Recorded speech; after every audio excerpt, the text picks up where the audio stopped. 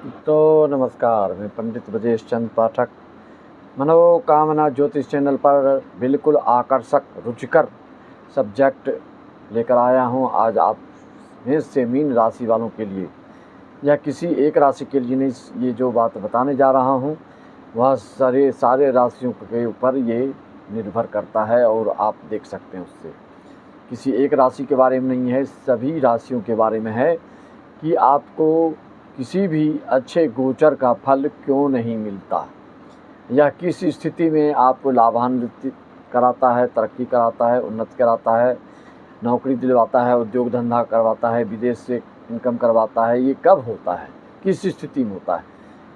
अच्छे से अच्छे गोचर भी आ जाएं और आपको लाभ ना मिले तो आप समझ जाइए कि आपकी कुंडली में ही कोई गड़बड़ी है, कोई खामी है, किसी प्रकार के शुभाशुभ योग नहीं है, राजयोग नहीं है।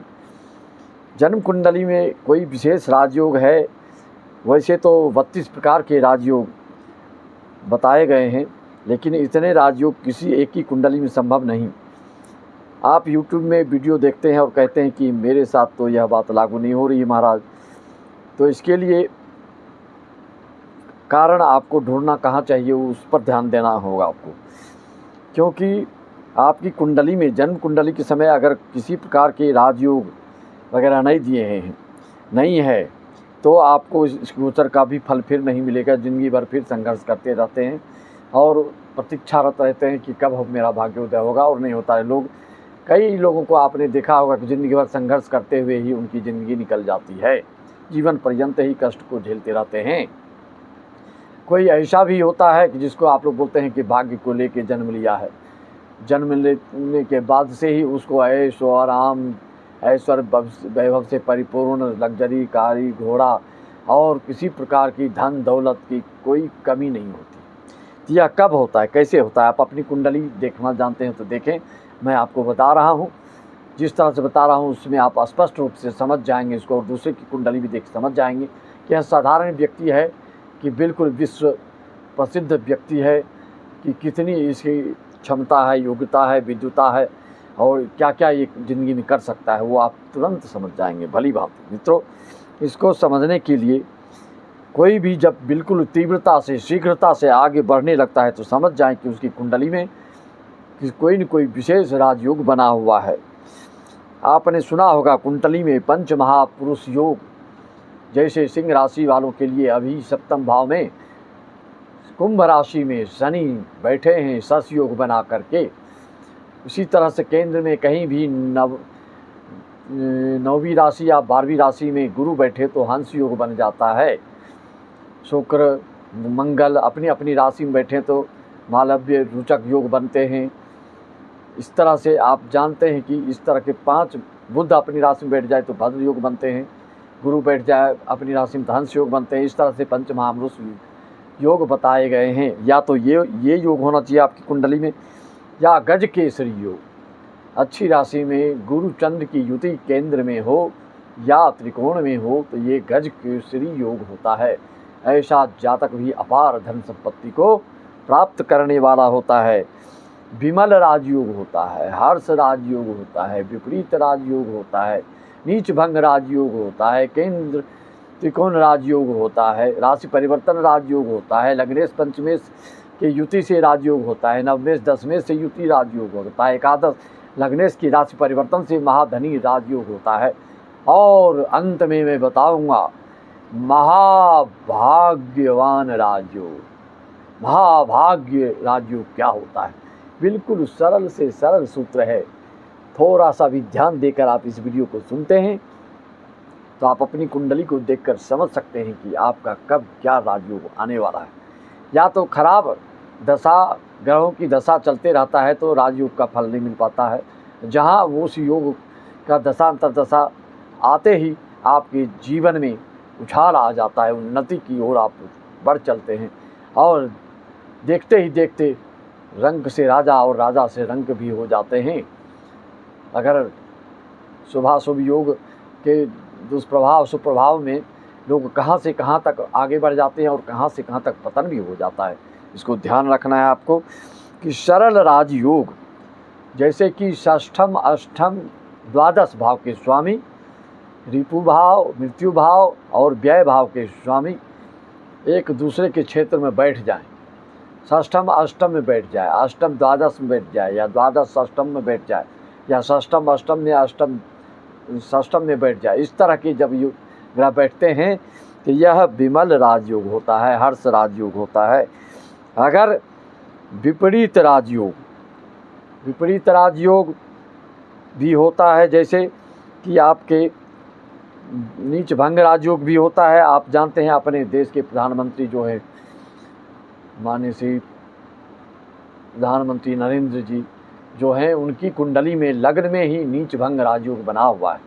नीच भंग राजयोग में क्या होता है, जैसे अष्टम में जो ग्रह बैठा है आपके नीच के, और उसी का स्वामी कहीं शुभ में बैठ जाए या चंद्र से केंद्र में बैठ जाए उच्च राशि में, तो नीच भंग राजयोग होता है। या केंद्र में जो ग्रह नीच का बैठा है और उसी ग्रह का स्वामी उसमें उच्च का होकर बैठ जाए, अपनी राशि में बैठ जाए, तो ये नीच भंग राजयोग होता है। बहुत कम लोग में ऐसा पाया जाता है, वह पूरे दुनिया में नाम करने वाला होता है। इस तरह के आप देखें अपनी कुंडली में कौन कौन से योग हैं। नवम दशम पंचम लग्न का राशि परिवर्तन भी बहुत ही धनवान योग बनाता है, बहुत ही भाग्यशाली लोग होते हैं, ऐसे बहुत भारी राजयोग होता है। केंद्र में शुभ राशि में शुभ ग्रह बैठ जाए तो भी बहुत भारी राजयोग होता है।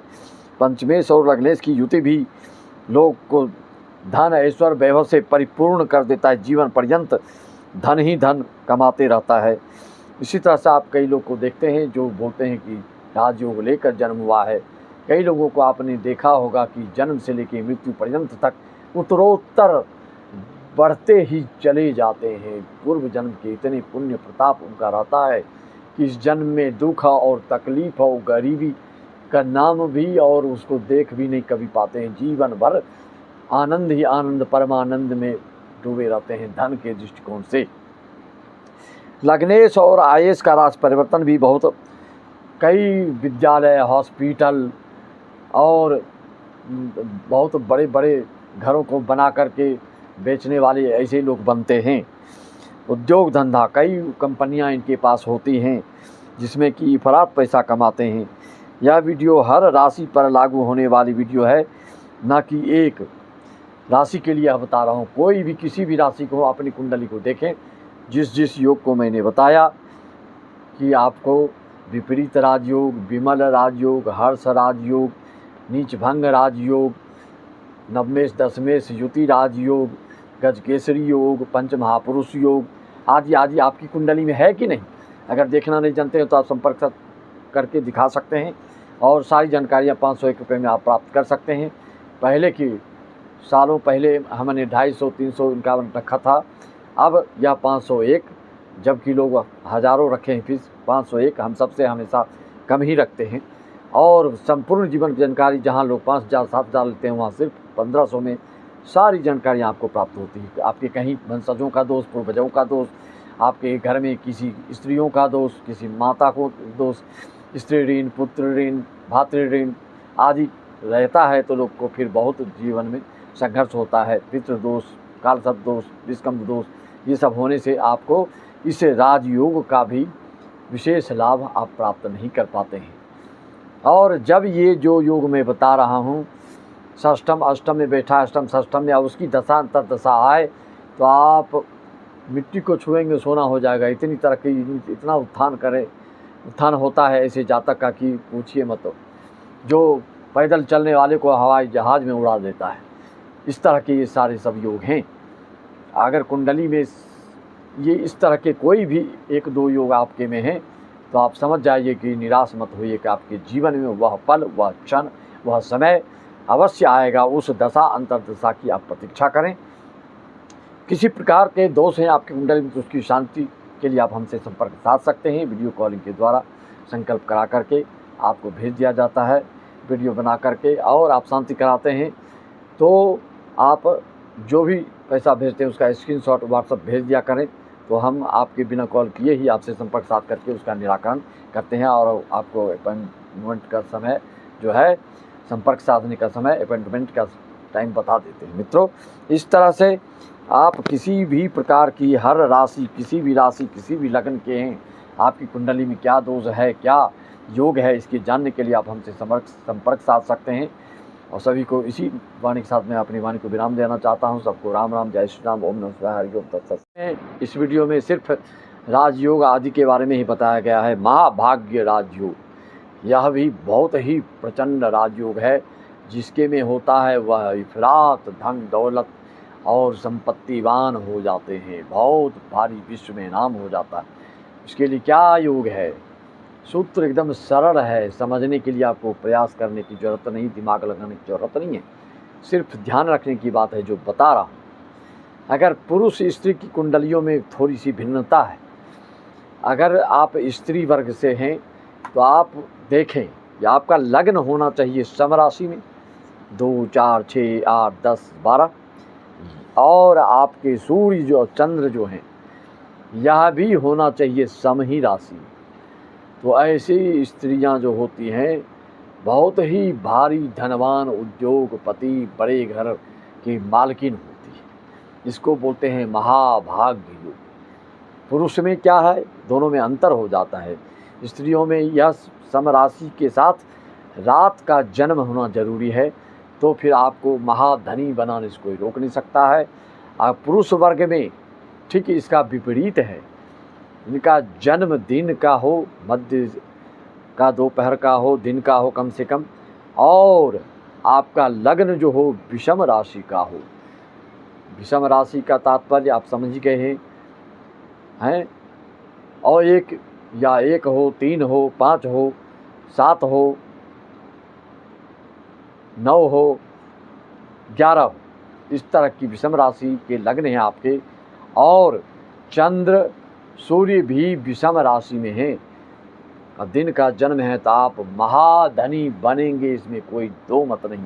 किसी की कुंडली में ऐसा योग आप देखिए तो देखते ही आप समझ जाएंगे कि ये महाधनी है। जो महाधनी है उसी में इस तरह के आपको मिलेंगे।